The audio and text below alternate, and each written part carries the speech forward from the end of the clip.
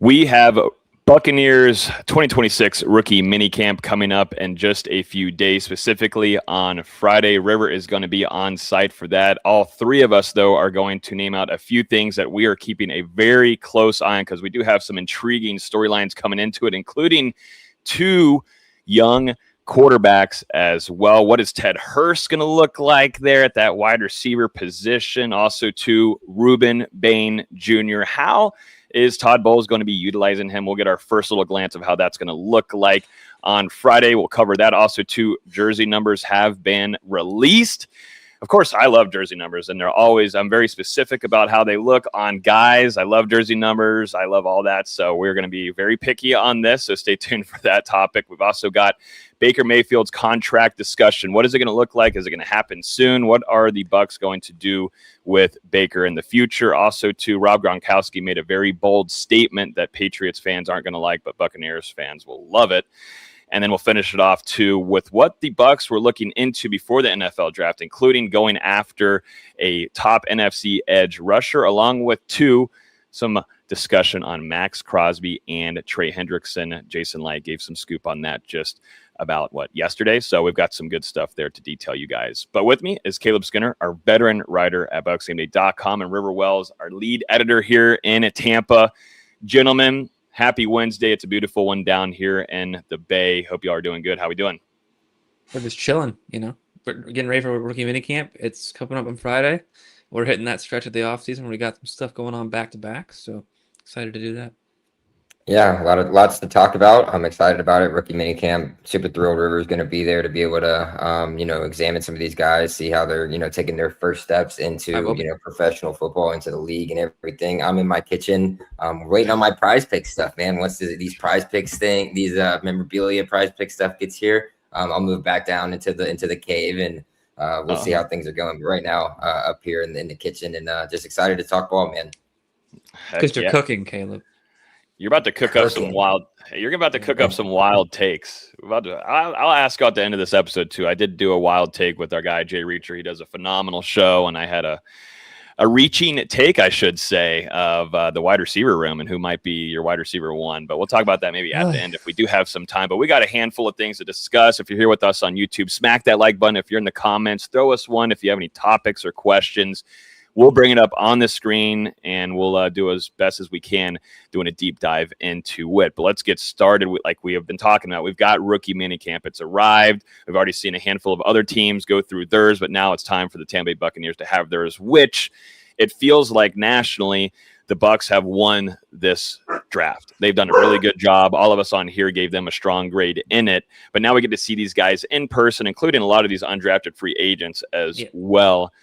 River, since you're going to be there on site Friday, name the number one thing that is standing out to you. I know you wrote an article too about this, but what is the number one thing when you're out there? I know we want to get our photos and videos of everything. What's it going to be? Where are you looking at?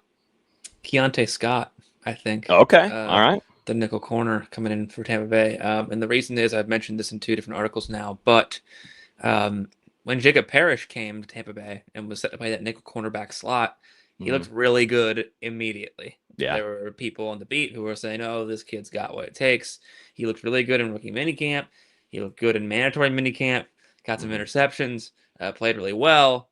Going into training camp, he showed out and he won that job. So I'm kind of curious to see if Keontae Scott makes an immediate impact like that right away. And for some positions, it's hard to evaluate without pads on. So people excited to see Ruben Bain out there. That'll be really cool. He doesn't really do a lot until they get pads on, right? So that's something to consider as well when you're talking about rookies to be really excited about rookie minicamp. Keontae Scott's got a lot to do. Ted Hurst has a lot to do, right? Bauer Sharp's got a lot to do. So a lot of those guys who can show their athleticism against similar players, against UDFAs, against draft picks, kind of show off their instincts and be one of the prevailing people to come out of that camp, the stars, the people that showed the most promise. That will be interesting to see, and I think Keontae Scott could have a shot to do that. So I'll be looking at number 22 because you like numbers, Logan. We're looking at number 22 during rookie minicamp. Yeah, we'll talk about the numbers. I think it's a solid number. Go ahead, Caleb. Go ahead. Yeah, I think we've talked about this on, in previous seasons, previous off seasons, where this is kind of like where you're looking back at the college, era of the 7-ons, 7-on-7s, all that fun stuff, the Elite 11s, things of that nature. It's kind of what it's like here in rookie minicamp, where there's no pads. You're kind of just doing that sort of, jig or whatever. But yeah, I mean, so all of the focus should be on the skill players or on defenders who are covering those skill players, not necessarily your offensive linemen, your edge rushers, your defensive tackles, anything like that. So something that I'm really excited to pay attention to, really excited to see, kind of work its way out is excuse me, Eric Rivers. I was really high on, them being able to get him as a Eric Rivers guy. Yeah. UDFA. I know the wide receiver thing, it's a really deep room. We really like some of the other guys, like Cameron Johnson, for instance.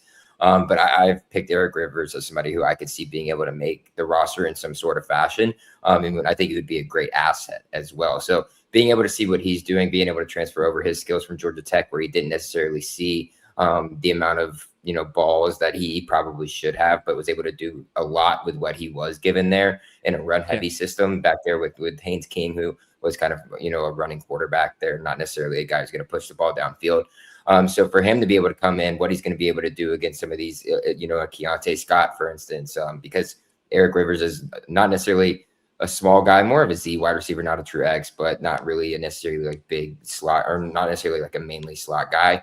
So he can kind of play Z wide receiver. So we'll see what Keontae Scott does with there as well with him. So that's something I'm really looking forward to is what Eric Rivers is going to be able to show us early in rookie minicamp for him to be able to stay around.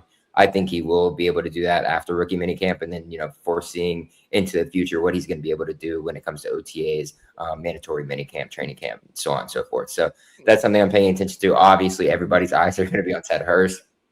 That's another big one. How, great is he going to look? We saw him at the Senior Bowl, but now we're going to get to see him a little bit more in action. River, I'm sure everybody's eyes are going to be locked into him because he is a huge human being as well. So he's going to kind of stand out amongst the crowd. You're looking at, guys, Hut Matcher, who's going to be kind of an interesting guy to kind of watch where he's playing, because he is making that move from defense to offense. So that'll be a little bit interesting there. Heidenreich has Surf Running Gate has, put in there as well. So a lot of different pieces that are going to be able to be watched. But yeah, if I were going to be, at $1 during all this, I'd be paying very close attention to what Eric Rivers is going to be able to do. Mm-hmm. I like it. Yeah, the big one for me, and I agree with you there, River, when you were talking about, Ruben Bain. Of course, we want to see Ruben Bain, but you're not really going to see Ruben Bain until probably, to be honest with you, the exciting part of Ruben Bain until, third, fourth day of training camp. Like, we're going to have to wait until July to really get a true taste of what Ruben Bain is. Can you see his get off? Can you see the speed without the pads on? Yeah, that's fine. That's great and everything. But you want to see how he handles a lineman. You want to see how that battle goes against eventually a Gedeke, eventually a Tristan Wirfs. You want to see what that potential is going to be like, but you have to have those pads on. It ain't going to do anything with T-shirts and shorts on. And Todd Bowles will tell you that. I have my pros and cons with Bowles, but I am on his side 110%. Nothing matters until the pads comes on when we're talking about the trenches. So we're going to have to wait a little bit for Ruben Bain, but it'll be great to see him and see how he rocks that new jersey number with number 3. To me, I had mine 1 and 2 here is Ted Hurst, like you just said, Caleb. I want to see kind of where Zach Robinson's putting him out there on the field. I mean, if we go back to the last rookie minicamp with Egbuka, we saw them utilizing him in a lot of different ways than maybe we thought coming into that rookie minicamp, putting him back there in a lot of sweeps, and that ended up coming into the season here a little bit last year. So I'm interested to see where we see, Zach Robinson utilizing Ted Hurst, just seeing his abilities, what he looks like in person, his build, the structure, the speed, seeing that second gear show off like you see it on the film. So you feel like that should be able to happen, certainly with not having pads on. But Ted Hurst is really appealing to me. If I was going to be outside of you guys a little bit more, probably the quarterbacks is one. Like, I know you're mentioning Daniels there as well from Kansas, maybe Chandler Morris. He's a really well experienced quarterback, but there's a ceiling that you have there with Chandler Morris. So you're looking more at Jalen Daniels. Just like, why does this staff really like Jalen Daniels? Why did they bring him in here for a top 30 visit? They obviously see something there. And it'd be great to see where, okay, all right, now we see why. And, he's able to make it to a training camp and make it interesting between him and Bazelak and whatever ends up happening after, the rookie mini camp. So I'd say the quarterbacks and Chandler Morris, even, I mean, I go back to the, last year whenever Florida State lost to Chandler Morris, this guy plays with a lot of grit. He is able to sustain drives. That was a rough night for Florida State fans, but he's a game guy. He will go down and he'll go down with the ship. And, this is just a rookie mini camp. It's not a game or anything or scrimmage, but still you like that kind of mentality of a player coming in. It's intriguing to me. So I think these are two interesting quarterbacks to watch, and Daniel's a little bit more, but anything else on here? Do y'all have any bonus ones here that y'all might be, we might not be thinking on, or any undrafted free agent? I don't know. We mentioned him, but Bauer Sharp's one that you want to kind of see show out, because I think he's a very raw athletic prospect, and to be able to see how he handles route running, how he handles quote unquote blocking will be interesting, especially given that the high upside with him is just how athletic he is. So if he shows you how much more athletic he is than everybody else in the field, that would be some good news. Yeah, I want to see kind of too where Trotter is kind of aligned. That would be interesting. It'll kind of give you a glimpse into what to expect moving forward throughout the rest of the offseason. Is he going to be, more of a run stopping guy? Are they going to use him in that sort of package? Are they going to try and see what he's able to do in coverage as well here early on? I'm sure they'll test it out a little bit of both ways, but you might get a 60-40 leaning one way, maybe a 70-30 leaning the other. Like you don't really know. So it'll be interesting to watch how they line him up. You're not going to get a whole lot of, him hitting anybody or whatever. So you're not really getting, the physical aspect of it as we mentioned before with the front seven in particular. So, but seeing where he's lining up, what is he filling gaps, or is he, dropping back in the coverage and so on and so forth. So those would be like the little tidbit things that we'll pay attention to as it continues to roll out here this week.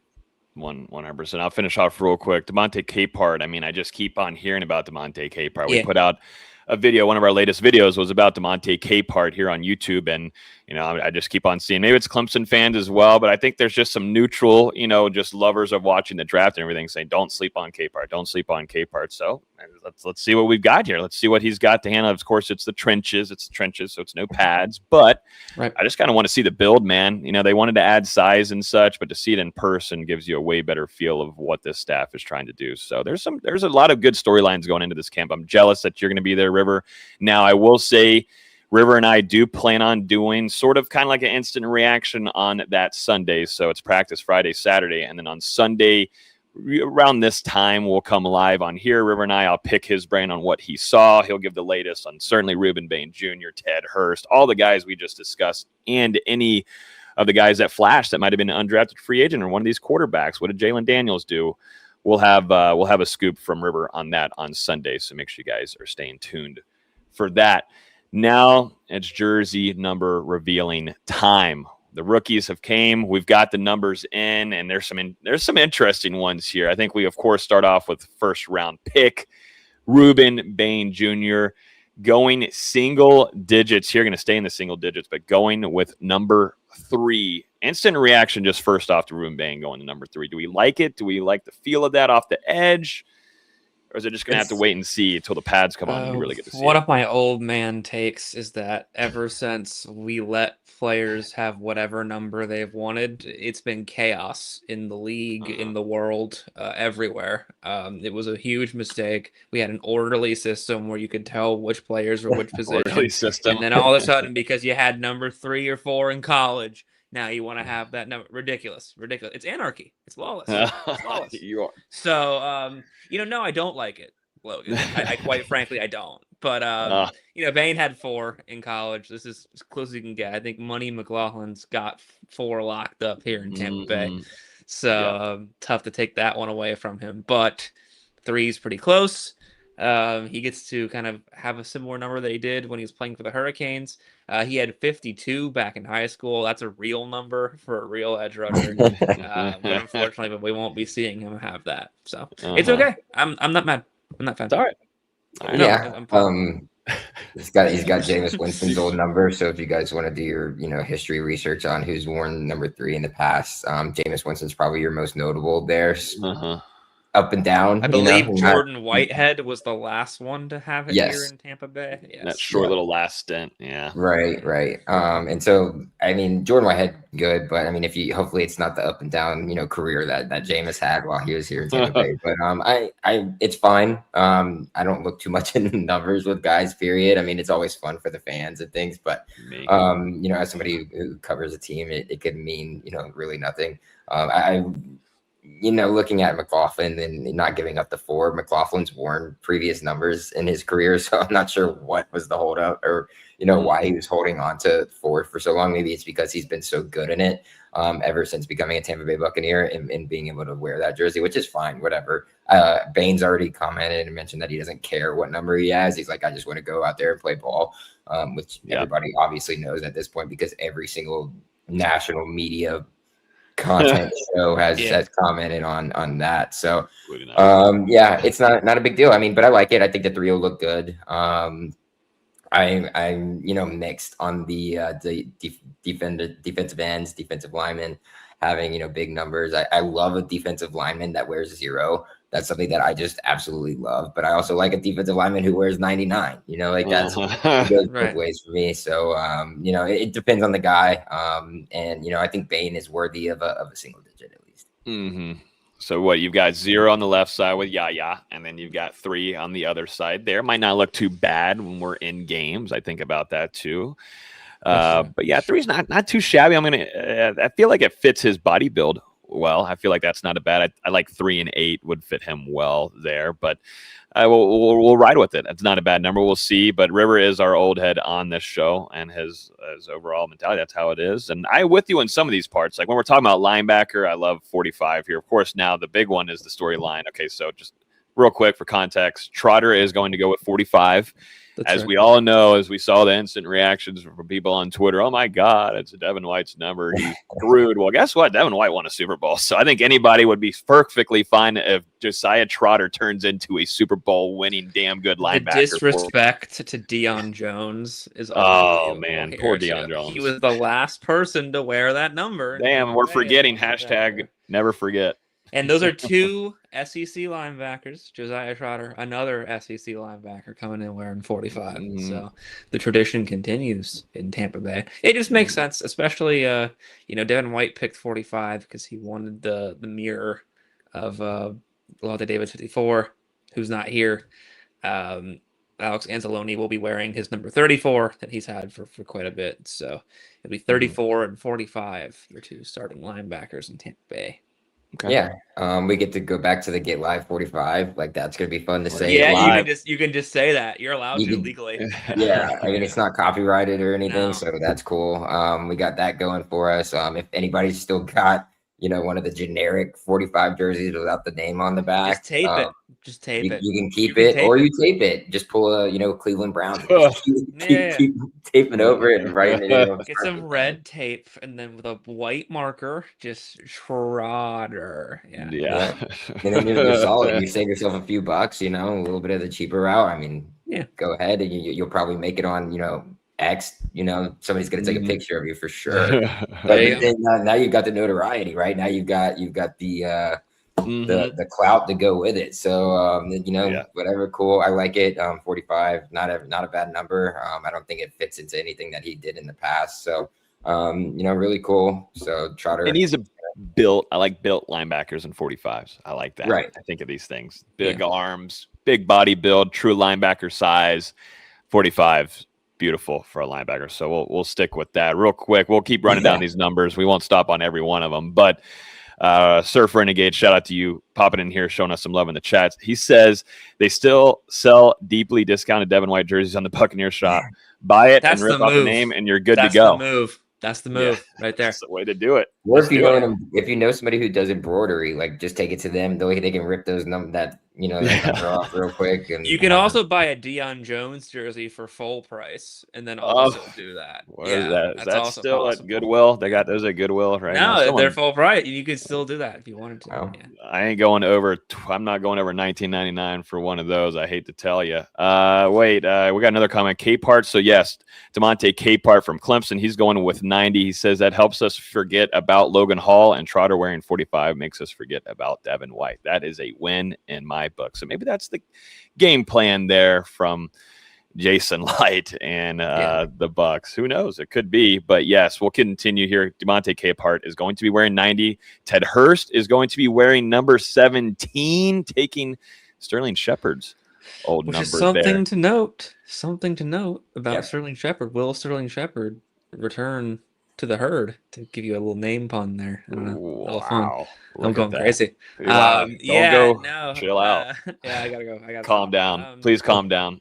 Yeah, that's Sterling Shepard's number. So what they were going to do with Sterling Shepard, I think, was one of the more interesting parts kind of this offseason. And so far, there's been no update on how that's going. But with Hurst in the program and with some other guys as well that they really like, some other receivers, he might not return. We'll see what happens. No update on that so far, but that'll be up to the Bucs. Mm-hmm. Yeah, I think it signals that he's pretty much gone. I mean, he's too busy out there partying at Coachella and doing whatever else he's doing in the off season. So no shout out. I mean, if I have the time and I'm about to either retire or move on to a different team, why not go to Coachella? You're at Coachella getting your shit snapped. Sorry, I just about snatched my hat off. That costs money, Logan. That is just snatching hats. Yeah. So yeah, I mean, obviously, I think that's kind of the writing on the wall there when it comes to Ted Hurst and his number. Interesting that he's not going back to 1, which is what he wore at Georgia State, but that's because Kenny Gainwell ended up taking the number 1.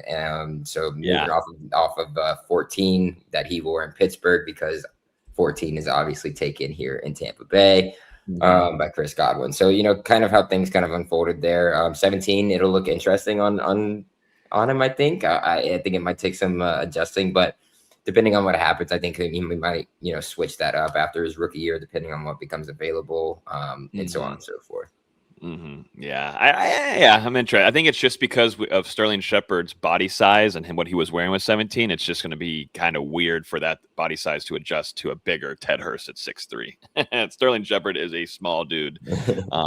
But yeah, I agree. Like, that might be it for what we've seen of Sterling Shepard. He came in, was a really good, helpful tool for some of these younger wide receivers that have came in, but they've grown. They've been able to mature, and I think he's done a good job of doing so. His production also dipped out of kind of nowhere last year whenever Grizzard, I don't think, knew what to do after a while, just to be point blank with you.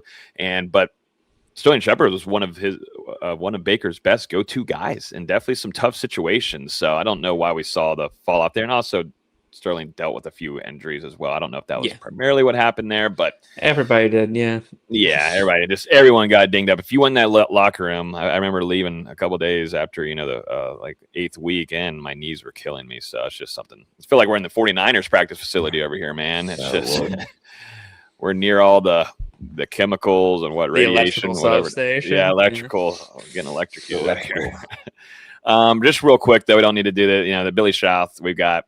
Coming from Notre Dame, offensive lineman, number 75. Love it. That's how it should be. 74 at Notre Dame. So he's one off as well. He's one off there. And then, of course, Sharp coming in. He is going to be wearing 84. That's a nice. I like that for him. A little agile. Classic Cameron Brate. That's people going to remember. And then, of course, Tanner Towla with Tampa Bay. That's true. He won't be back. I guess not. Even though, man, he would make some snags in training camp. I'm like, God damn! It was always in the corner though. Remember those? Like, it'd just be always there. He'd use his length and he'd come down with it. But that was really about it. Then it was very up and down camp. But he'd make some flash plays for you. But let's take a question here. We've got a lot of comments. We appreciate y'all hopping in here. This is from Alec asking, do you guys think Reuben Bain Jr. will play more edge or defensive tackle? A lot of scouts had him as an elite defensive tackle prospect, but just a good edge prospect. I disagree. I think he will be an elite edge. I think the Buccaneers will play him at edge as well. He is a little bit bigger for some edges, but he's kind of in that tweener spot, and he can also move around the line, which Todd Bowles will love to have him do. He loves mixing people up, different fronts, trying to get you tricked on the stunts and whatnot. So I do think they will have Ruben Bain there at edge. I think that makes sense. They'll have him there. They've got some other guys in between that they can work with. Capart's very athletic. They'll have Ashawn Robinson there. They'll have players like that, like Elijah Roberts, who can kind of play those tweener positions too, a DE and a 3-4. I think with all that in mind, Bain will be an edge in Tampa Bay. He'll line up alongside Yaya Diaby on the opposite side, and they will just point and shoot him. Yep, perfect explanation there by River. That's why we're the experts. So retweet. Yeah. That's right. Retweet there for River. But yeah, no, I agree there. And yeah, he's got the ability if need be. It just depends. I mean, Todd Bowles moves some pieces around. It's just your specialty, your best product right there. What Bain gives you is on that outside edge position, and that's where he absolutely dominated throughout the college football playoffs. I mean, he did well once he got fully back, recovered from his injury in the regular season, but then when it got going and he felt comfortable again, I mean, he told us that, hey, it took about getting to the postseason that things started to really ramp up for him, and he felt like things were getting, I mean, certainly when other teams are talking shit about you and the other team, your opposing team says they're not worried about you, then for a guy that he just engages even more off of his mentalities and the chip on his shoulder. Yeah. On a national stage like that, and he's about to get drafted, that's just not a good idea. Not a good idea from Texas A&M over there. But an Aggie Station or College Station, whatever the hell it is. College Station. College Station. I have been too. It's about nothing else but that stadium. That's about all you got. To quote the great Jose Mourinho, if I speak, I am in big trouble. So yeah, that's all I'll say about College Station. Yeah.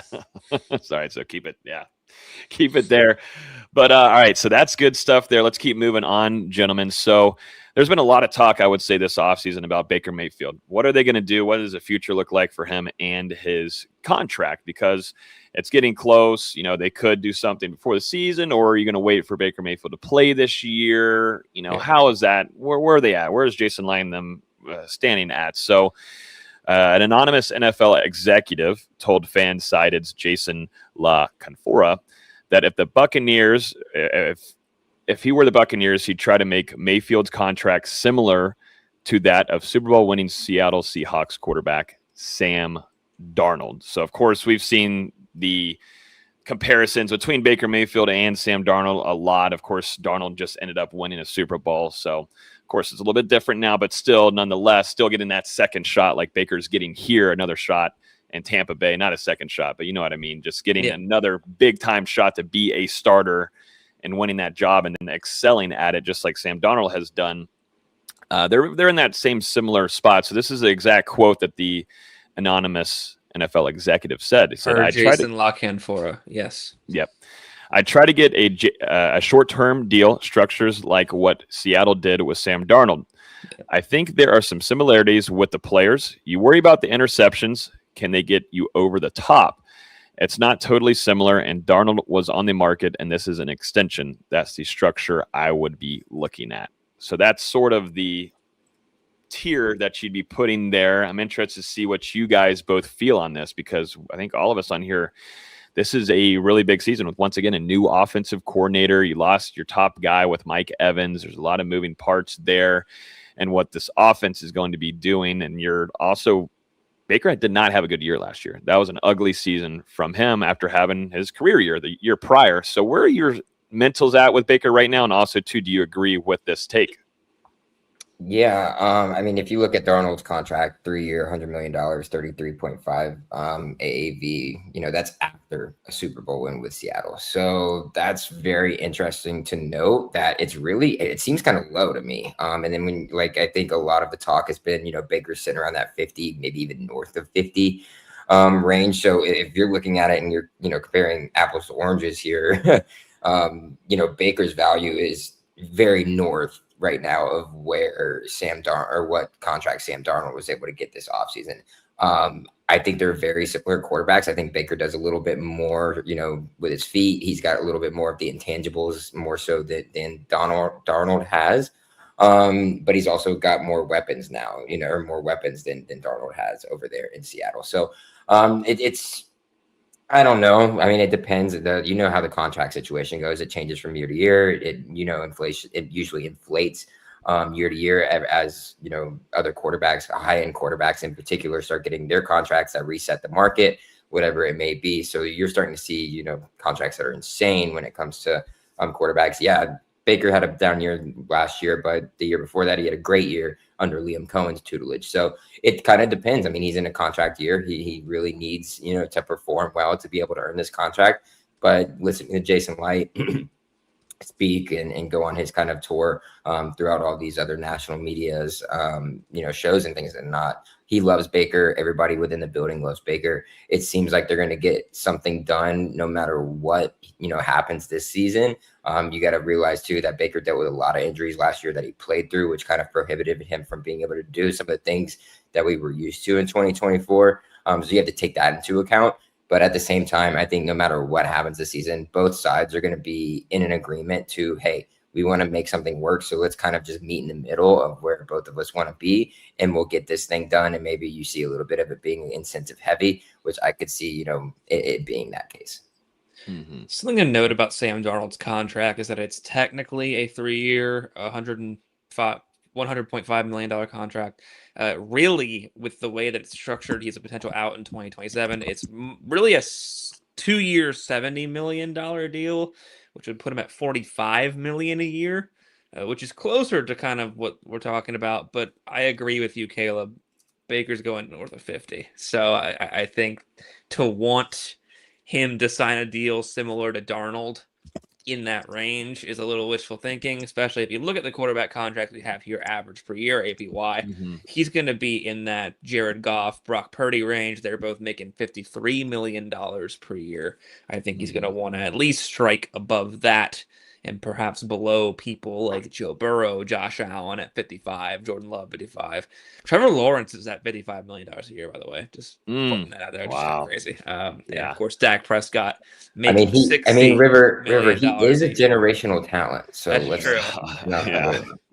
I like Dak Prescott a lot more than most, but Prescott is at $60 million per year as it stands. So I think he's going to punch above Darnold's weight. That's inevitable.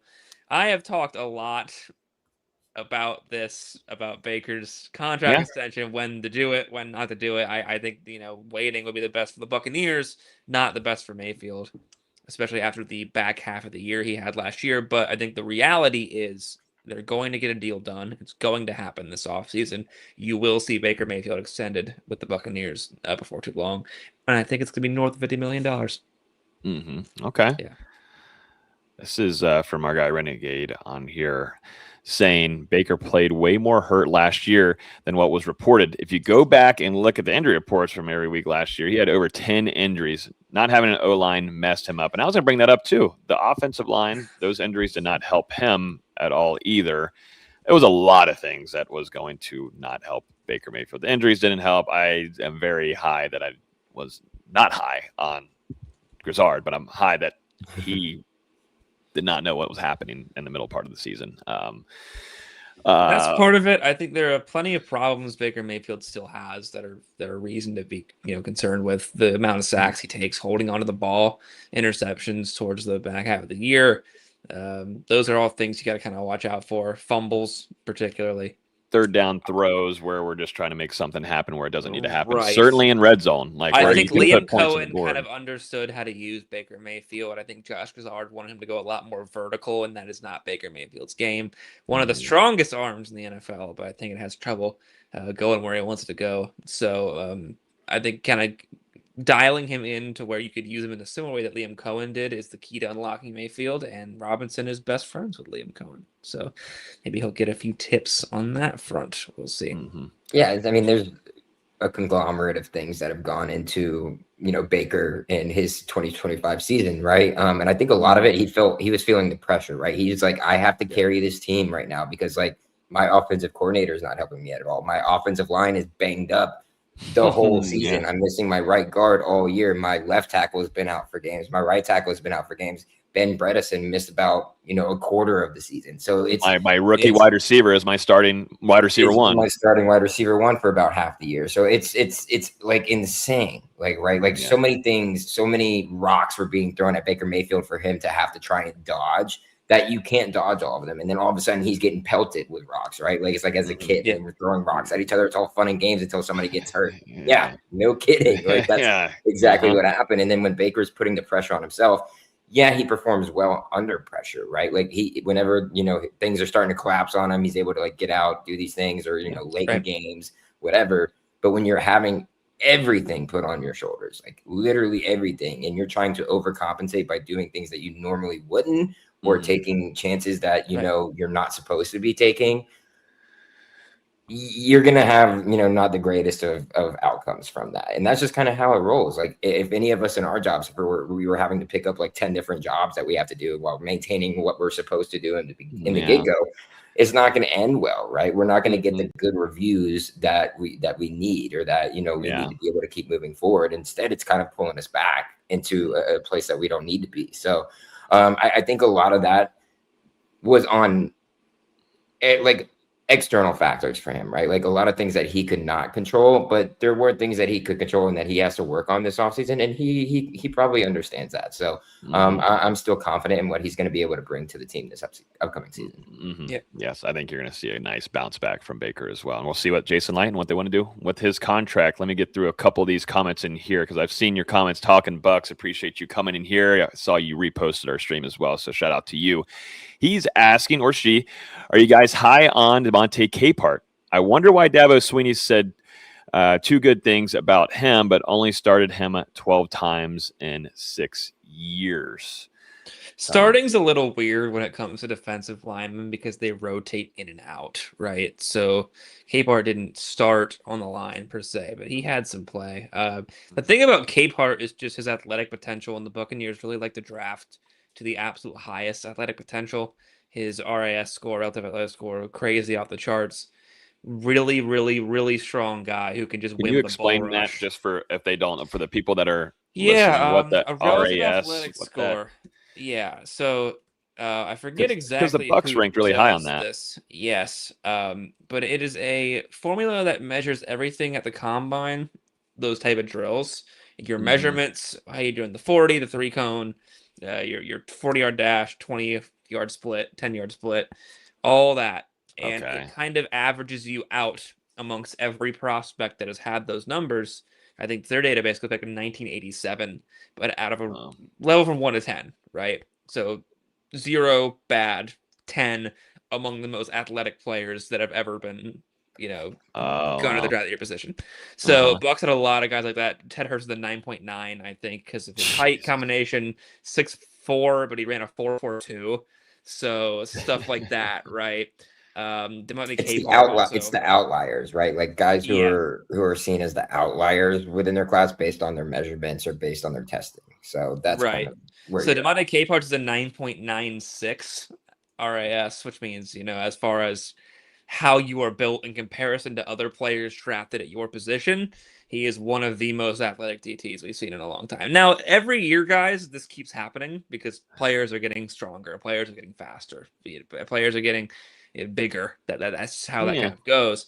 But it just goes to show that the Bucs really put a lot of emphasis on this upward potential. And the thing about Capehart is with how athletic he is, how strong he is, we can mold him into a really strong player with his technique and the way he plays the game. The upside's tremendous. So right now he's a rotational rusher, kind of same as he was at Clemson. And that you can never have too many of those in the trenches, right? So overall, I think it's a solid pick.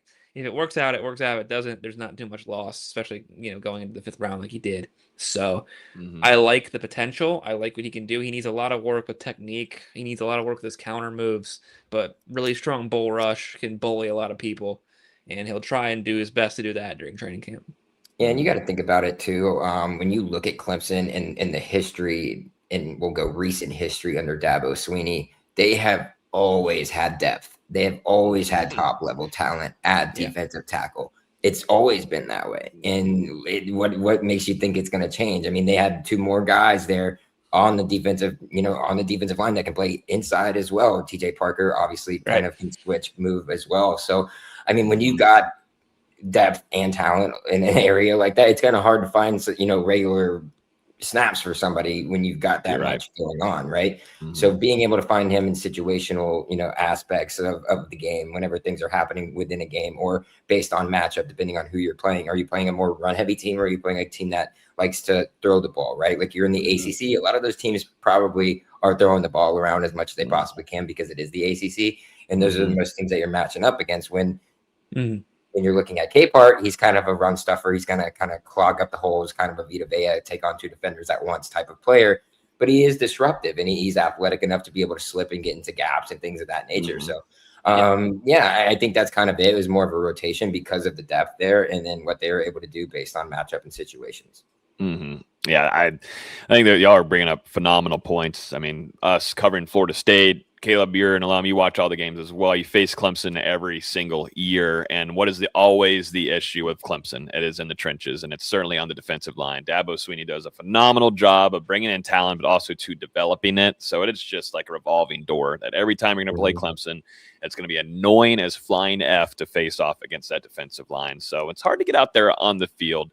But Dabo Sweeney probably would have loved to have him out there more, but it just depends too, like you said, on the teams that you're facing and such. And also I'll bring up Ashawn Robinson coming in. That's, I think, going to be a great mentor for a guy like him, who's in that same type of build that's going to be doing those same kind of tactics. He's not like in the comments here, I see Renegade saying about Elijah Roberts. Elijah Roberts, more of that nifty pass rush guy as your defensive lineman, like how a Logan Hall was for you, and better in that game. Or even, Hall is more of a hybrid guy, but Elijah Roberts a way more faster and twitchier guy as a defensive lineman, like a Kalijah Cansey is in his aspects. So, there's a lot to like, and he's more going to be kind of your run stuff and big boy. I can't wait to see both him and Vita Vea next to each other, and Robinson as well.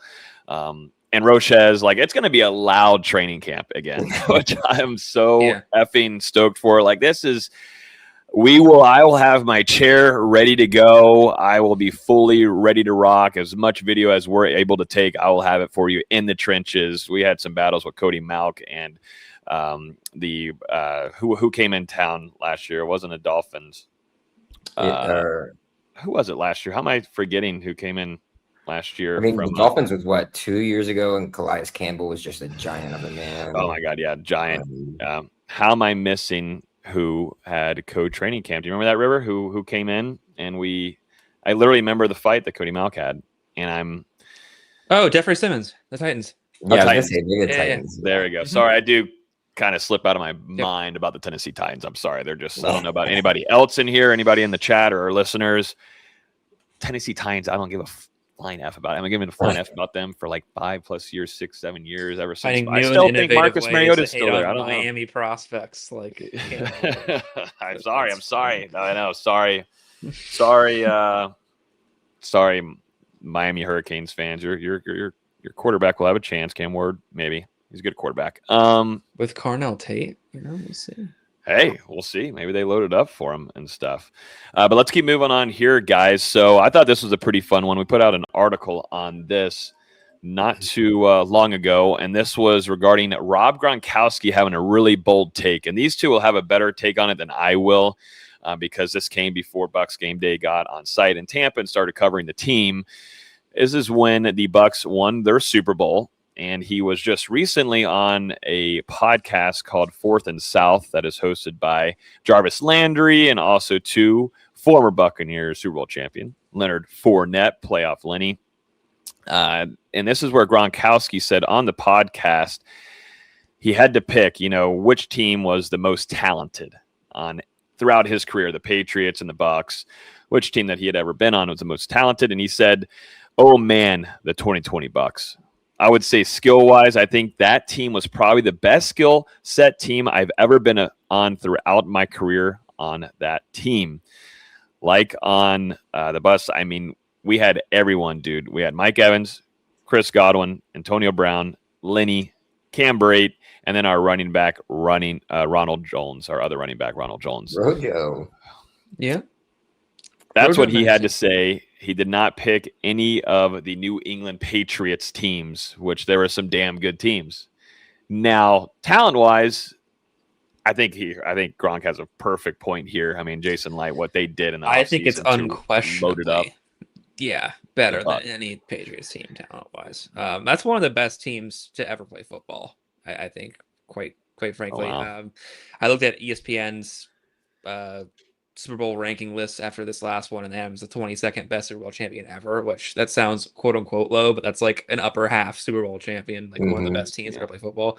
I think, absolutely. The talent was crazy, really slow going, but once they hit that bye week off 7-5, absolutely crazy. They actually would have been number 1 in total DVOA for that season had they not gotten thrashed by the Saints 38-3 on Sunday Night Football. They were, I think, 3rd or 4th overall, but incredibly talented team. Receiving core was nuts. I think if you look at, there's an episode of In the Heights with or New Heights or whatever you call it, with Travis Kelce and Jason Kelce. And Travis said, that's the best football team I've ever played. And I think there's a good argument that that's the case, that they're just unbelievably talented at every juncture, facet, and once it clicked, there's no stopping. Yeah, and I mean, like it's hard to deny the dynasty. Like it's right. The dynasty, right? Like you're talking very few and far between when those things come around. So like it's that's undeniable. But when you look at just like on a team by team basis, there is no way the talent level is just unreal. And I mean, if you really wanted to put it into perspective, there's 8 Hall of Famers on that 2020 Bucs team. You're talking Brady, you're talking Gronk, you're talking Mike Evans, you're talking Tristan Wirfs probably later down the road. You're talking about AB, who should be in the Hall of Fame despite all of his off-field issues, and Ndamukong Suh, JPP, Levante David. Like you can't match up with anybody. Like it's just impossible. Like no matter who you put on the field, you're not gonna be able to match up with them at all.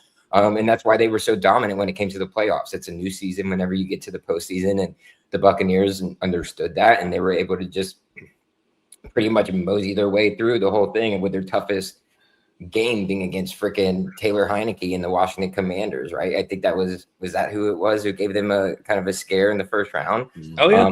And so like that was your toughest game. Like that's crazy. And that's just because like Taylor Heineke was doing some crazy stuff, being able to get away with it. They also had Brady throw 3 picks in the second half of that Green Bay Packers game. And in fact, I honestly think the Packers probably win that game if they don't randomly kick a field goal at I was going to say we could blame that on MLF. So that's MLF. what it takes, man. That's what it takes, right? It takes a combination of being an excellent team and getting those breaks far away. It's hard to win a Super Bowl. And people don't understand how good some teams are when they watch them. I think to put this into perspective, if we're going by DVOA, Super Bowl champions, the 2025 Seahawks last year are the 3rd best football team by DVOA ever. And they were excellent, right? You probably wouldn't think, oh, that's the 3rd best football team ever, but special teams matters, defense matters, offense matters. And when it comes to all those... If you look at Seattle, like last year, they were just so fundamentally sound. Like it was like everywhere. Every position, it was technical, it was fundamental, never made mistakes, like always did the right thing. Like that. You want to talk about special teams? You want to talk about how much special teams matters? Ask Buccaneers fans how much special teams matters after what happened last year. So, no, I think from a talent perspective, 100%. And then once they got over that rocky sort of start at 7-5 in 2020, I mean, they didn't lose again, and there's a good reason for that. That all that talent needed was to get chemistry and click, and there was no stopping them. And sure enough, there was no stopping them. Yeah. No, domination, absolute domination. It was a fun team to watch for sure. And I'm a personally Steelers fan, so I was against. I'm not a big fan of Tom Brady until he got here and got to know him just for a year when our first year of covering the Bucs. So things changed then, of course, but it's just because he ruined every time of my AFC championships to go to a Super Bowl. So that's why I didn't like. I'm just a little shithead, but that's the reason why I want to get to a Super Bowl. But Tom Brady's still there, so. But yeah, hey, real quick before we move on to the next topic, we got I think 30 of y'all here on YouTube. We're trying to get to 25 likes. We appreciate y'all all hanging out with us this afternoon on a beautiful Wednesday. But if you wouldn't mind, smack that like button if you are enjoying the content. Absolutely, just smash it. Don't break your phone, or if you're watching on your TV right now. No, I know a lot of y'all break your phone, break your TV. break as the long TV. as long as the like button is smashed, I think whatever way to hit that like button, just break whatever you have, please. Rivers got a sponsorship with Temu, so he's got you guys. Exactly. It is. His code is at Wells 20. So we're not, but we want to be. So we're open. Throw in the sponsorship. Shout out to Prize Picks. We'll get to them in just a minute too as well. But just throw that up there. I know y'all are already showing a lot of love, but trying to get to that 25, we would definitely appreciate it. I thought this was a pretty funny thing to bring up real quick from Renegade saying, who starts the first fight in training camp? Is it Robinson, Bain, Mauk, or Gedeke? I personally, I had some time to think on it because I just love these kind of things at training camp. It's going to be shit talking. It's going to be Robinson. Main reason why is because it's a new team. He's coming in. He wants to show his new teammates that he's about that effing shit. So he wants to come in. He's going to be chirping. The other guy's going to be chirping. And usually when it's the first couple of reps, that's when you first get your fight. Then things settle down. And I think Robinson will jump in there pretty early as well. And he's just a chirper, and I think he's just going to try to set the tone. But like, I'm about that action. Here we are. It's definitely between him or Gedeke. I know Luke likes to get into it during camp. He likes to kind of set the tone on the offensive side of the ball because Tristan's not really that type of guy, right? And I mean, Jensen used to be the dude who used to do that back in the day. So Luke's kind of taking that on. Cody Mauk's kind of done it a little bit too. Obviously, like last year when you're getting in there with Jeffrey Simmons, like. I would not do that. Like, that's a big boy. Jeffrey I'm not Simmons. trying to get into it with Jeffrey Simmons. That's a big mother effer, man. But he was willing to do so. So like that right side of the offensive line is your mean side. So it'll be interesting to see. But if I had to guess, I'd go either Luke or Ashawn for sure. Let me see. I've got the video here. Do you have anybody that you think is going to fight River? I know this isn't your go-to thing like it is for me, but you gotta. I feel like Ashawn Robinson's a good candidate. Obviously Todd Bowles would hope that nobody fights, but usually how it happens in training camp. So we'll see how it goes. Here we go. This was Mock and Simmons. Yeah, and it's looking like, and now this isn't confirmed, guys, and this is up to the NFL and plans could change. So not definitive. It's looking like it'll be Bucs Jaguars this year for joint training camp. So money on Todd Bowles then. Money on Todd Bowles. Todd versus Liam. We're getting Todd versus Liam. No, I think they'll probably come here because the Bucs went there last time. Either way, we'll be there. We'll be on site. River's on site for this. He's on site. He's ready to go. I am ready. If anyone looks at me, Mike Evans almost ran me over last camp. So I saw the fear of God. Yeah. You should have stood on business. Be like, what you doing? I jumped out of the way pretty quick. The people next to me were Bucs cameramen. They were like, "That's impressive," you know. Oh, wow. Yeah. All right. I got out of there, but. Sometimes, guys, when you're in training camp and you're filming and they're doing receiver drills and they hit an out route, they're coming right towards you. So and they're not slowing down. Emergency leave. Yeah. So shout out to Mike for not. He probably would have instantly killed me. I think if he hit me.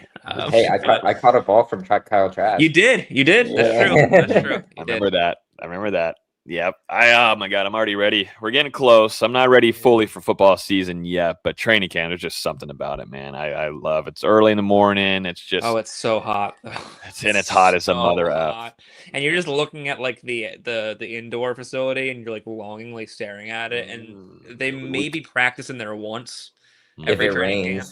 If it rains. Yeah. So you're just kind of rocking back and forth by day 3. But always fun to watch football. Incredibly blessed to be able to do that. So it'll be fun. I'm ready. Absolutely. Talking Bucks is saying here, guys, if you don't hit the like button, Todd Bowles is signing a 5-year extension. So there's that. Man. There's that for you. River, no comment. We don't need to comment on that. We're just bringing that up here. It's freedom of speech here in America. Freedom of speech. But nonetheless, smack the like button. Smack that like button. I think we're getting close to 25. All right, we got 2 topics left, guys. So let's move on here real quick. Now, there was a couple things that came out before the NFL draft. Let's start off with number 1. The Bucs did indeed look into an NFC edge rusher before drafting Reuben Bain Jr. This was from ESPN's Jeremy Fowler in a report where he talked about the Bucs and a pursuit of Minnesota edge rusher Jonathan Grenard. Yes. This happened, of course. Yes, there you go. Whoa, I did not say yes. I did not say yes, and fandom of that. I did not say that. That was just more of an agreement of that's the player that we are indeed talking about here. Let's just make sure that's straight out there. My dad will kill me. But anyways, they were going to they were looking into this tightly until, okay, wait, Ruben Bain Jr. is falling to me. Are you kidding me? Like, this is actually going to happen. But this is what Jeremy Fowler had to say.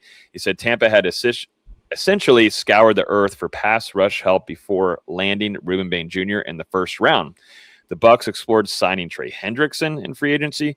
They looked into the trade market, including Jonathan Grenard, the Vikings pass rusher, who was traded to Philadelphia this weekend. Obviously talking about, the timetable on this. We're a little bit late on this topic, but back near the NFL draft time. So Jonathan Grenard, an interesting name there. I don't think, did we have, not that we would have known, but, would Grenard be, if you're going to go here, Ruben Bain Jr. or Grenard, where are you standing at there? I would probably go Bain Jr. Grenard's very good.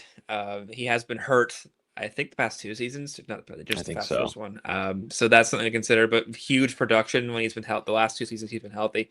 The thing about Grenard is that he would have cost quite a bit of money to land. The Eagles got him at, I think, 4 years, $100 million, 50 guaranteed. So you're paying about $25 million a year for Jonathan Grenard. You are not for Ruben Bain Jr. That's the first initial huge plus there. So, and that would have gone for other guys. I know there was people talking about Highsmith and Herbig from Pittsburgh. You would have had to do the same thing. You would have had to pay them a decent amount of money to get them to come to Tampa Bay. You've already made all your free agency signings. Guys like Alex Anzalone, A'Shaun Robinson, Kenneth Gainwell, already brought them all in there. You have your draft picks to think about on top of that as well. Then that starts to add up, right? So I think with Bain, you got a lot of really high upside. Bain's also a very good, underrated run defender too. And we'll talk about Trey Hendrickson in a minute, but that's a guy who's not quite as good at that. So the potential in the NFL is a lot better than gambling on something like that, especially for an older player who gets hurt. That's who Grenard is. That's also who Hendrickson is. So, Yep, younger, cheaper, healthier. Period. That's an easy decision in my books. I think if they would have gotten him way lower than what the Eagles are able to get them for, like, cool, but I think they've kind of learned their lesson on being able to bring in these aging veterans over the past couple of years, and so it worked out in their favor, obviously, with Bain sliding to 15, but I think they still were okay with if they were to get Akeem Mesidor there at 15 too. That's still kind of a better option there than Jonathan Grenard, who's kind of at the later stages of career, albeit productive whenever he is healthy and in the game. But you're kind of going to want to get the most out of a young guy, capitalize on that talent. You want to get younger on both sides of the ball, a little bit more aggressive, a little bit more physical, which Grenard can do that as well. But he has to be on the field to be able to do so. So I like it. I would go Bain there too. Absolutely. Yeah, you just got lucky, man. Just fell right onto your lap, man. I don't know what the gods did, but they blessed. I'm tired of talking about sports gods because I'm over sports gods because of we'll talk about the Lightning, the Tampa Bay Lightning, and I'm just tired of it. So can we not talk about sports gods anymore? That's fair. I don't even know if I believe in a sports god as of late here. Definitely when we're talking about Florida State football. When it comes to Florida State, they've certainly answered my prayers. Yeah. Hey, now Gainesville ain't so much better there. I mean, you gotta enjoy it. Oh no. It's just not as bad as it is in Tallahassee at the moment. But if any of you FSU fans are listening, go check out Hear the Spear. We have a show tonight, later tonight, and if you want to just hear honest thoughts on things, and you're not just gonna wrap your brain around that things are gonna be okay and everything's gonna be fine, when if you want real thoughts, and you're gonna get real thoughts again tonight. So, but anyways, let's keep moving over here. So the next topic, our last one. Actually, before we do that, I need to go ahead. We need to go ahead and make some picks, don't we? We need to make some picks. Forgot about that. Friends at Prize Picks. No, we cannot. I just had it up on the screen, but StreamYard is a different animal today. But here we go. We got to make some Prize Picks. Shout out to Prize Picks if you guys haven't yet.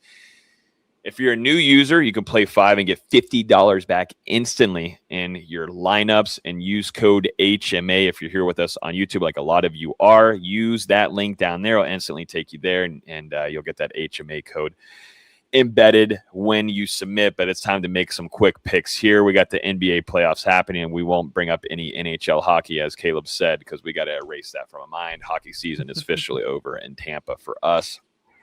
And we're going to do some NBA. And NBA has actually been doing pretty well for us on here at the Spears. So I'm already looking at Paul George 3 points made here. And this looks like lock city for me.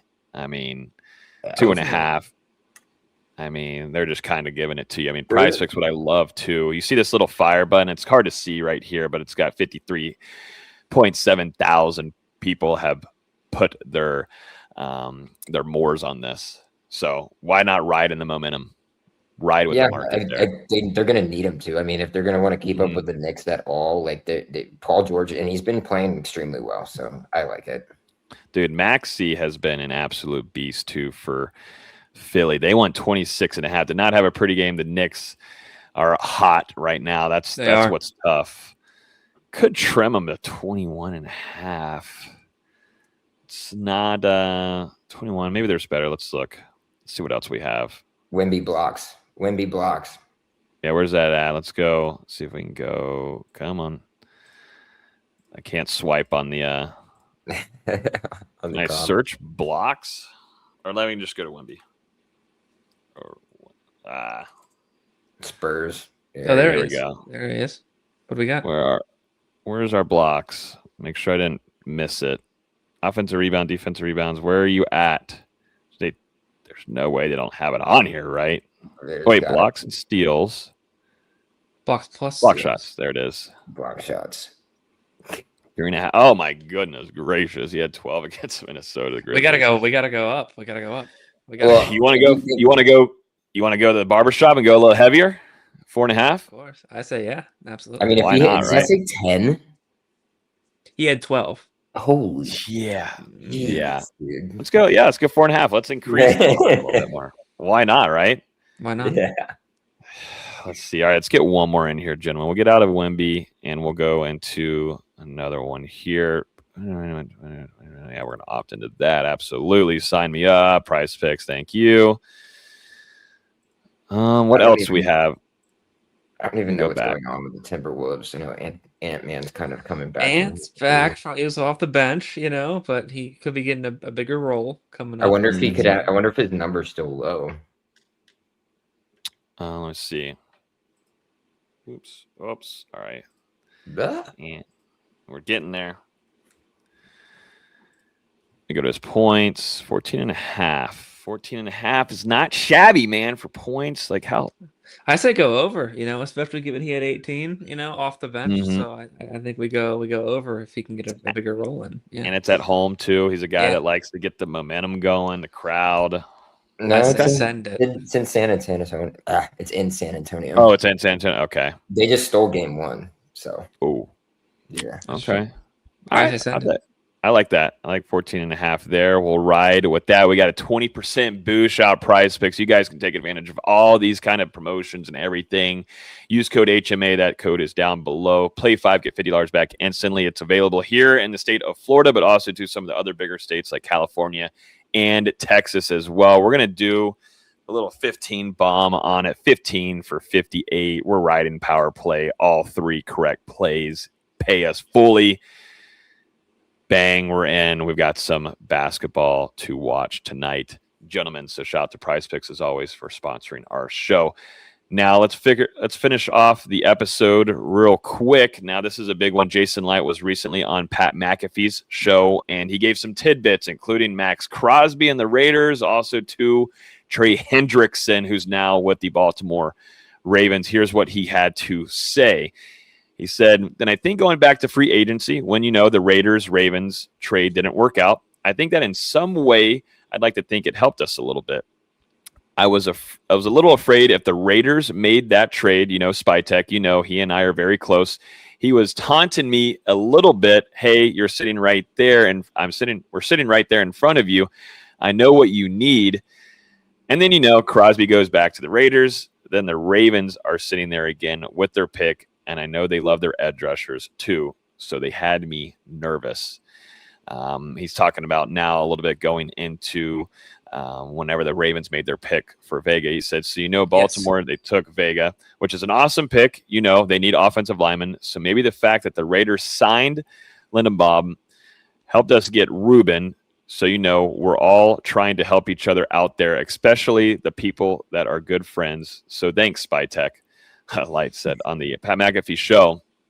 He also talked about Hendrickson. He said Hendrickson being signed by the Ravens. We were in on that a little bit, felt a little bit, dejected at first, but now maybe it worked in our favor. So not saying Ruben's better than Hendrickson. I'm just saying now we got our draft pick that we're all excited about. Everybody's excited about the shiny new toy in Tampa. So kind of like what we were talking about earlier. I mean, it's this front office was completely stunned, surprised, shocked that Ruben Bain was able to fall there. I think a lot of people that were following this draft. I don't think a lot of people expected for him. They always thought that, okay, the Bucs would get maybe the third best or fourth best option there at pass rush. But the fact that some of these teams went after offensive line first and their necessities there, it allowed for Ruben Bain to get in there. But it's pretty intriguing, though, that Spytech and him, there was certainly some chatter like all of us were talking about on this show of, oh my goodness, is Max Crosby going to come down to Tampa Bay? Is that going to fix the pass rush problem? Spytech and Jason Light were kind of bantering about a little bit more, and Spytech was kind of dangling Crosby there. It just, Jason Light wasn't biting on it. Thoughts on just, Crosby and Trey Hendrickson? We talk about it, we talk about it so much, and then it's like, it's nice to know that, okay, it actually was happening behind closed doors. Yeah, well, I think where Light's going with this certainly is that if they do the Crosby trade, the Raiders then get that pick that would be in front of Tampa Bay, right? They would have Linderbaum at that point, and they probably take Ruben Bain in that situation, right? They would have to replace Max Crosby had that trade gone through. They'd have that extra pick that would then be ahead of Tampa Bay, and that would be the pick. So the fact that trade didn't happen, then the Ravens instead go there. They definitely need some offensive lines. So they take Vega Ione instead. That helps the Buccaneers seal the deal there on Bain. So that kind of domino effect is more important than people realize. And I think it did help them get their guy in that case. When it comes to Hendrickson, excellent pass rusher, getting old, a little injured. And as a run defender, not quite up to snuff as some other options that they got there. So I think the Buccaneers got Bain. He has the potential to become a very good edge rusher in the run game, setting the edge, stuffing it. 15.5 tackles for loss last year. I think his tackles for loss will mostly be what he's known for instead of his sacks, to be honest with you. I don't know how high of a sack guy he'll be in the NFL, but I think if he generates pressures, that'll be a home run pick there. So I think the upside's huge with Bain. I think they did really well. Yeah, great synopsis there from River, and dive into it and nailed it right on the head on what was going on with the dangling of pieces and the 14th pick and things of that nature. I mean, everybody, we all know the relationship with John and Jason, and they go back, and there's the video of Spytech sitting on his porch waiting for, he's got the news about Brady's coming to Tampa, and he's drunk off wine, tries to stand up, falls off, and they've had good times together in Tampa and things of that nature. So it's really great to see that they're kind of continuing to have that relationship, even though John's now in Las Vegas. But yeah, really worked out in the Bucs' favor. Everything just kind of fell right into their laps, and we were all like, oh my god, like losing our minds whenever the trade was rescinded, and everybody's like, oh my god, what's gonna go on now? But it kind of just puts validation behind like what we have been talking about, what we have been reporting leading up to that. We're like, we do think the Buccaneers are involved with Trey Hendrickson. How much? We do think they might be involved with Max Crosby. Obviously, there's probably conversations going there, and they probably wanted a little too much for him, which they clearly did. And Jason wasn't going to be able to give that up. But again, those dominoes fell for the Bucs, able to get Ruben Bain Jr. And I think that's best case scenario. Like you have got the injury stuff with Max. You would have to give up a lot of draft capital to be able to get him. You would have to give him a massive contract as well. And then with the Trey Hendrickson thing, him getting older, didn't produce that well last year. Injuries last year as well. Also a guy you're going to have to kind of pay up for too. So you're getting a guy who's cheaper, a guy who's younger, a guy who's healthier, still producing.